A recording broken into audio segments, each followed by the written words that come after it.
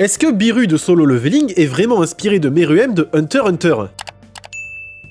Avant tout, je tiens à dire qu'il n'y a rien de stupide à faire le rapprochement. Voir des fourmis surpuissantes qui ont un roi dans un animé, c'est normal de penser à Hunter x Hunter. C'est comme si je dis Susanoo, Amaterasu, Izanagi, vous allez vite penser à Naruto alors que dans les faits c'est des dieux Shinto. Et bien même si Hunter x Hunter a son public en Corée du Sud, c'est assez peu probable que les auteurs se soient directement inspirés de l'arc des fourmis chimères. Certes, le concept de fourmis surpuissantes sur une île avec une reine qui donne naissance à un roi surpuissant peut y faire penser, mais en fait ces deux trucs sont juste inspirés des fourmis de notre vrai monde. Dans tous les cas, il y a des fourmis ouvrières, une reine, un roi et des soldats plus puissants. De plus, les deux arcs ne racontent pas du tout la même chose. L'arc des fourmis chimères raconte le fait que l'humanité n'est plus au sommet de la chaîne alimentaire, ainsi que Meruem qui est un monstre qui apprend à s'humaniser. Je fais très gros, hein. Là où l'arc de l'île de Jeju montre que les chasseurs de rang S jusque-là mis sur un piédestal commencent à être dépassés par les nouvelles menaces. De plus, même en termes de chara-design, il n'y a aucun rapport. Les fourmis chimères ressemblent à beaucoup de choses, là où les fourmis de l'île de Jeju ressemblent juste à des grosses fourmis. Et pour Meruem et Beru, malgré que les deux soient des fourmis, ils n'ont aucun rapport en termes de design.